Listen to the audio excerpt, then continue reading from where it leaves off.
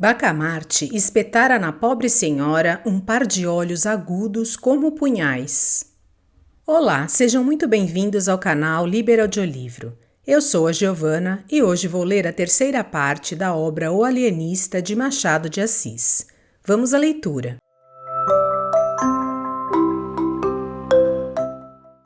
Quinto, o terror. 4 dias depois, a população de Itaguaí ouviu consternada a notícia de que um certo Costa fora recolhido à Casa Verde. Impossível! Qual impossível? Foi recolhido hoje de manhã. Mas, na verdade, ele não merecia. Ainda em cima, depois de tanto que ele fez. Costa era um dos cidadãos mais estimados de Itaguaí. Herdara 400.000 cruzados em boa moeda de el-rei Dom João V, dinheiro cuja renda bastava, segundo lhe declarou o tio no testamento, para viver até o fim do mundo. Tão depressa recolheu a herança como entrou a dividi-la em empréstimos, sem usura, 1.000 cruzados a um, 2.000 a outro, 300 a este, 800 àquele, a tal ponto que no fim de 5 anos estava sem nada. Se a miséria viesse de chofre, o pasmo de Itaguaí seria enorme. Mas veio devagar. Ele foi passando da opulência à abastança, da abastança à mediania, da mediania à pobreza, da pobreza à miséria gradualmente. Ao cabo daqueles 5 anos, pessoas que levavam o chapéu ao chão, logo que ele assomava no fim da rua, agora batiam-lhe no ombro com intimidade, davam-lhe piparotes no nariz, diziam-lhe pulhas. E o Costa sempre lhano, risonho. Nem se lhe dava de ver que os menos corteses eram justamente os que tinham ainda a dívida em aberto. Ao contrário, parece que os agasalhava com maior prazer e mais sublime resignação. Um dia, como um desses incuráveis devedores lhe atirasse uma chalaça grossa e ele se risse dela, observou um desafeiçoado com certa perfídia. Você suporta esse sujeito para ver se ele lhe paga. Costa não se deteve um minuto. Foi ao devedor e perdoou-lhe a dívida. Não admira, retorquiu o outro. O Costa abriu mão de uma estrela que está no céu. Costa era perspicaz, entendeu que ele negava todo o merecimento ao ato, atribuindo-lhe a intenção de rejeitar o que não vinham meter-lhe na algibeira. Era também pundonoroso e inventivo. 2 horas depois, achou meio de provar que lhe não cabia um tal labéu. Pegou de algumas dobras e mandou-as de empréstimo ao devedor. Agora espero que, pensou ele sem concluir a frase. Esse último rasgo do Costa persuadiu a crédulos e incrédulos. Ninguém mais pôs em dúvida os sentimentos cavalheirescos daquele digno cidadão. As necessidades mais acanhadas saíram à rua, vieram bater-lhe à porta com os seus chinelos velhos, com as suas capas remendadas. Um verme, entretanto, roía a alma do Costa. Era o conceito do desafeto. Mas isso mesmo acabou. 3 meses depois, veio este pedir-lhe uns 120 cruzados com promessa de restituir-lhes daí a 2 dias. Era o resíduo da grande herança, mas era também uma nobre desforra. Costa emprestou o dinheiro logo e sem juros. Infelizmente, não teve tempo de ser pago. 5 meses depois, era recolhido à Casa Verde. Imagina-se a consternação de Itaguaí quando soube do caso. Não se falou em outra coisa. Dizia-se que o Costa ensandecera ao almoço, outros que de madrugada, e contavam-se os acessos que eram furiosos, sombrios, terríveis, ou mansos e até engraçados conforme as versões. Muita gente correu à Casa Verde e achou o pobre Costa tranquilo, um pouco espantado, falando com muita clareza, e perguntando por que motivo o tinham levado para ali. Alguns foram ter com o alienista.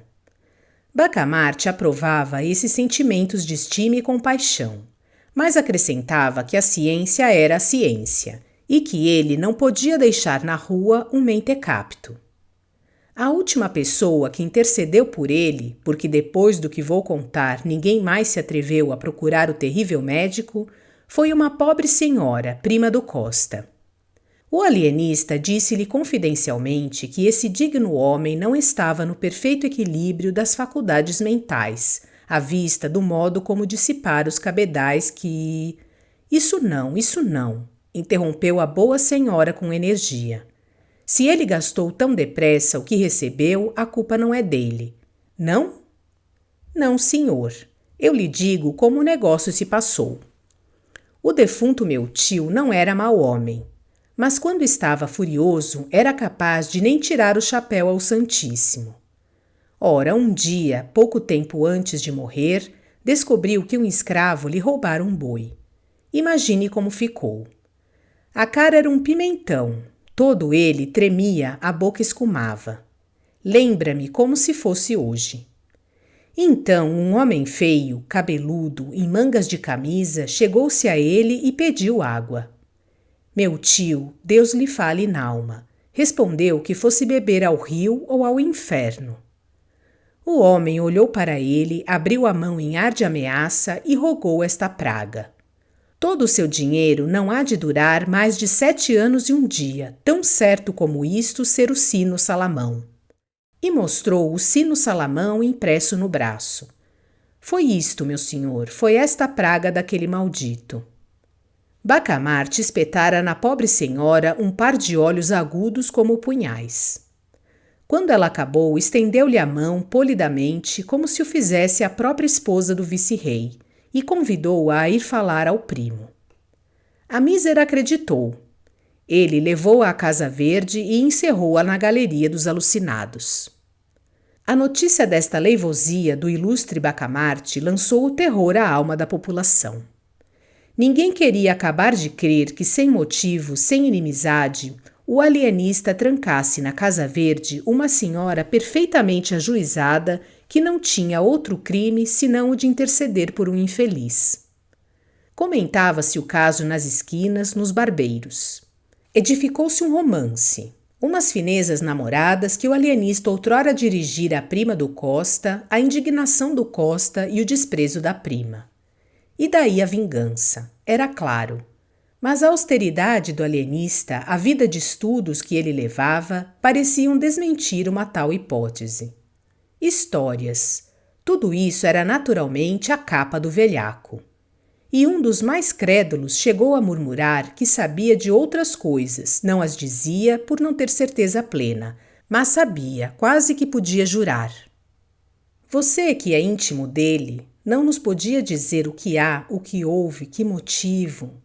Crispim Soares derretia-se todo. Esse interrogar da gente inquieta e curiosa, dos amigos atônitos, era para ele uma consagração pública. Não havia duvidar.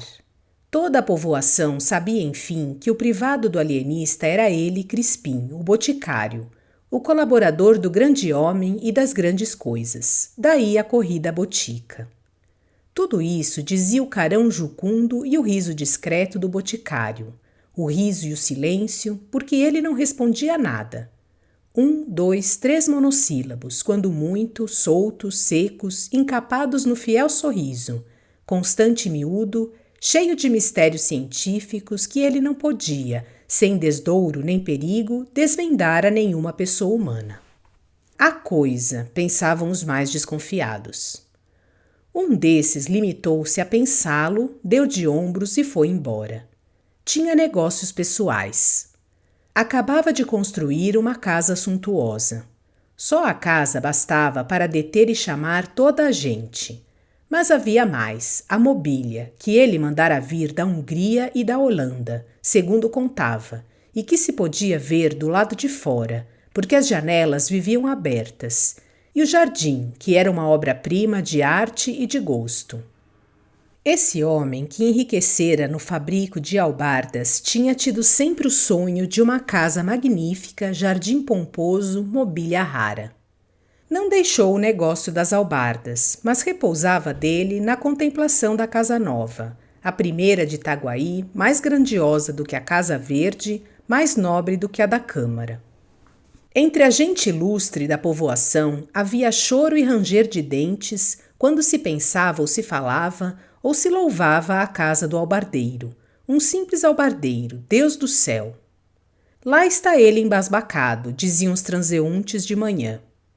De manhã, com efeito, era costume do Mateus estatelar-se no meio do jardim com os olhos na casa, namorado, durante uma longa hora, até que vinham chamá-lo para almoçar.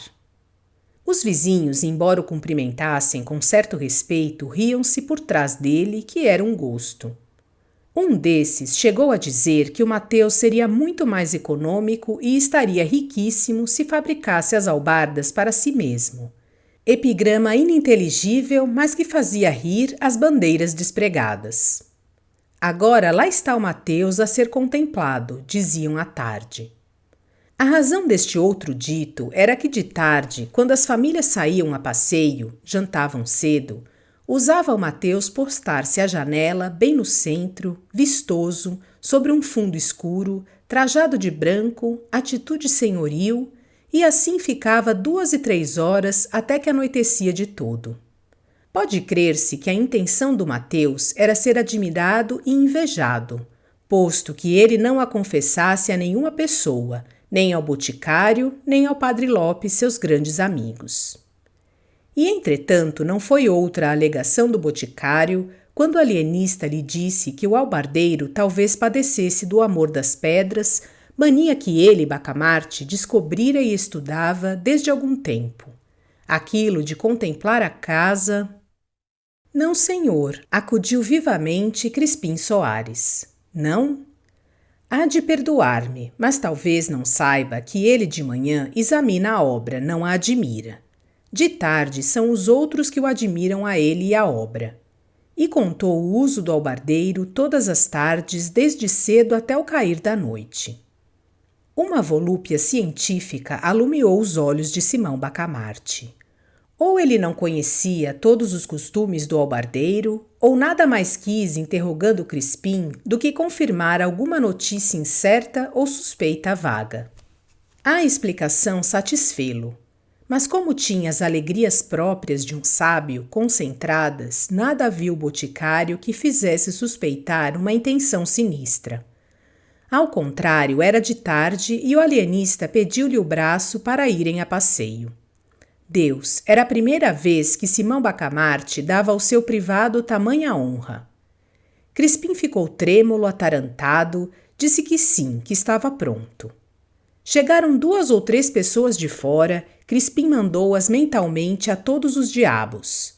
Não só atrasavam o passeio, como podia acontecer que Bacamarte elegesse alguma delas para acompanhá-lo e o dispensasse a ele. Que impaciência, que aflição! Enfim saíram. O alienista guiou para os lados da casa do albardeiro, viu-o à janela, passou 5, 6 vezes por diante, devagar, parando, examinando as atitudes, a expressão do rosto. O pobre Mateus apenas notou que era objeto da curiosidade ou admiração do primeiro vulto de Itaguaí. Redobrou de expressão, deu outro relevo às atitudes. Triste, não fez mais do que condenar-se. No dia seguinte, foi recolhido à Casa Verde. A Casa Verde é um cárcere privado, disse um médico em clínica. Nunca uma opinião pegou e graçou tão rapidamente. Cárcere privado, eis o que se repetia de norte a sul e de leste a oeste de Itaguaí.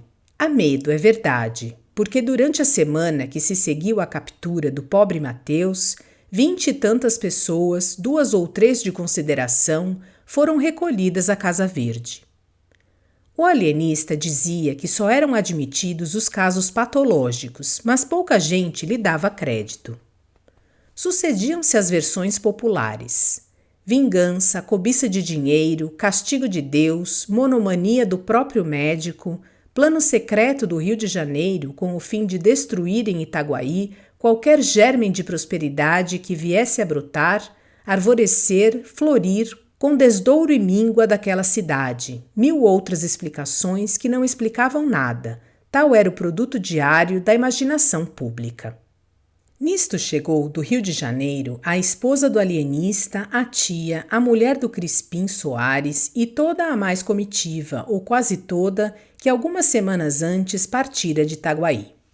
O alienista foi recebê-la com o boticário, o padre Lopes, os vereadores e vários outros magistrados. O momento em que Dona Evarista pôs os olhos na pessoa do marido é considerado pelos cronistas do tempo como um dos mais sublimes da história moral dos homens, e isto pelo contraste das duas naturezas, ambas extremas, ambas egrégias. Dona Evarista soltou um grito, balbuciou uma palavra e atirou-se ao consorte, de um gesto que não se pode melhor definir do que comparando-o a uma mistura de onça e rola. Não assim o ilustre Bacamarte. Frio como um diagnóstico, sem desengonçar por um instante a rigidez científica, estendeu os braços à dona, que caiu neles e desmaiou. Curto incidente. Ao cabo de 2 minutos, Dona Evarista recebia os cumprimentos dos amigos e o préstito punha-se em marcha. Dona Evarista era a esperança de Itaguaí. Contava-se com ela para minorar o flagelo da Casa Verde. Daí as aclamações públicas, a imensa gente que atulhava as ruas, as flâmulas, as flores e damascos às janelas. Com o braço apoiado no padre Lopes, porque o eminente Bacamarte confiara a mulher ao vigário e acompanhava-os a passo meditativo, Dona Evarista voltava a cabeça a um lado e outro, curiosa, inquieta, petulante. O vigário indagava do Rio de Janeiro, que ele não vira desde o vice-reinado anterior, e Dona Evarista respondia entusiasmada que era a coisa mais bela que podia haver no mundo. O passeio público estava acabado, um paraíso onde ela fora muitas vezes, e a Rua das Belas Noites, o chafariz das marrecas, o chafariz das marrecas, eram mesmo marrecas feitas de metal e despejando água pela boca fora. Uma coisa galantíssima. O vigário dizia que sim, que o Rio de Janeiro devia estar agora muito mais bonito. Se já o era noutro tempo. Não admira, maior do que Itaguaí e de mais a mais, sede do governo. Mas não se pode dizer que Itaguaí fosse feio. Tinha belas casas, a casa do Mateus, a Casa Verde. A propósito de Casa Verde, disse o padre Lopes, escorregando habilmente para o assunto da ocasião. A senhora vem achá-la muito cheia de gente. Sim, é verdade, lá está o Mateus. O albardeiro? O albardeiro. Está o Costa, a prima do Costa, e fulano e cicrano e... Tudo isso doido? Ou quase doido, obtemperou o padre. Mas então? O vigário derreou os cantos da boca, à maneira de quem não sabe nada ou não quer dizer tudo. Resposta vaga, que se não pode repetir a outra pessoa por falta de texto. Dona Evarista achou realmente extraordinário que toda aquela gente ensandecesse. Um ou outro vá, mas todos. Entretanto, custava-lhe duvidar. O marido era um sábio. Não recolheria ninguém à Casa Verde sem prova evidente de loucura. Sem dúvida, ia pontuando o vigário. 3 horas depois, cerca de 50 convivas sentavam-se em volta da mesa de Simão Bacamarte. Era o jantar das boas-vindas. Dona Evarista foi o assunto obrigado dos brindes, discursos, versos de toda a casta, metáforas, amplificações, apólogos. Ela era a esposa do novo Hipócrates, a musa da ciência, anjo, divina, aurora, caridade, vida, consolação. Trazia nos olhos 2 estrelas, segundo a versão modesta de Crispim Soares, e 2 sóis, no conceito de um vereador. O alienista ouvia essas coisas um tanto enfastiado, mas sem visível impaciência. Quando muito, dizia ao ouvido da mulher que a retórica permitia tais arrojos sem significação. Dona Evarista fazia esforços para aderir a esta opinião do marido.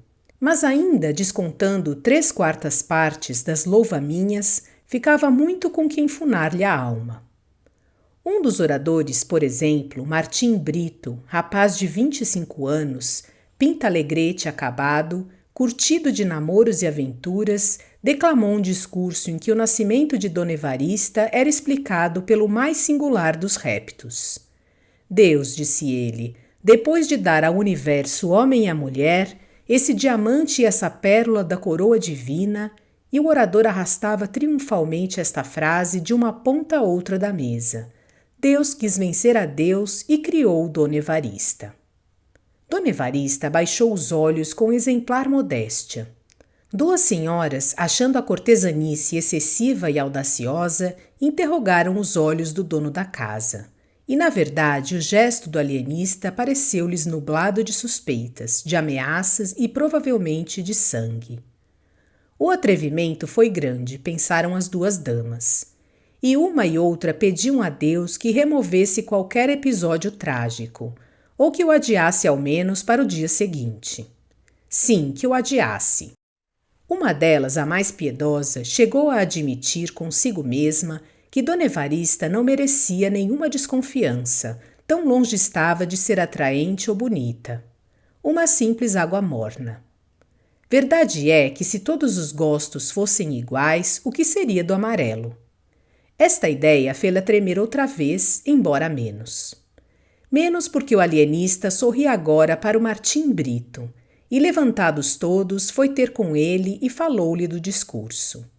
Não lhe negou que era um improviso brilhante, cheio de rasgos magníficos. Seria dele mesmo a ideia relativa ao nascimento de Dona Evarista ou tê-la-ia encontrado em algum autor que...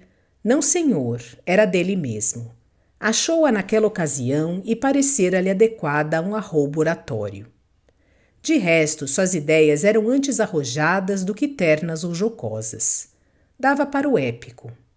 Uma vez, por exemplo, compôs uma ode à queda do Marquês de Pombal, em que dizia que esse ministro era o dragão aspérrimo do nada, esmagado pelas garras vingadoras do todo.